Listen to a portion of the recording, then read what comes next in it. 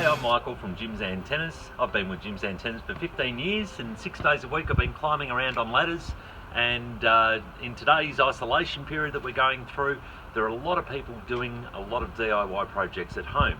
Now I thought I'd just run through a couple of safety tips when it comes to ladders and working on the roof that you might not necessarily know. Now I'm going to jump up onto the roof itself. I want to clean out my gutters. So again, I've got my ladder stop, so the base of my ladder can't slide out. Now I've also got some other products here that are going to protect our gutter and also keep us safe. So this is a ladder safe. When your ladder's rested against it, it stops that sidewards motion and therefore stops the ladder from potentially sliding off while you're on it. Now this is a heavy duty commercial grade one. They're quite expensive, but you can also use from Bunnings the plastic version. Now these are still fantastic, they still prevent you from sliding left and right. Now we want to get that up onto the gutter before we actually place our ladder up there. Again, we want to protect our gutters. Our customers don't want us damaging gutters, so that's why we use them. Now you've got a couple of options for home. If you had a pool, for example, you could use your pool skimmer extension pole.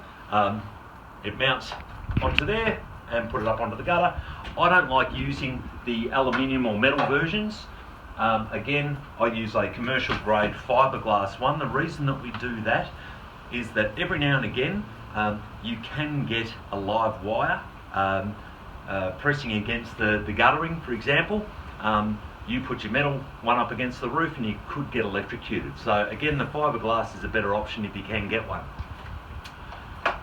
Simply slide on the ladder safe, present it up to the gutter, and it just locks into place.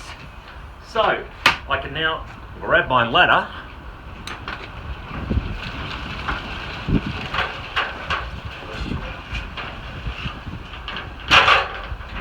Now these ladders are fantastic as well, so we do have some uneven ground here.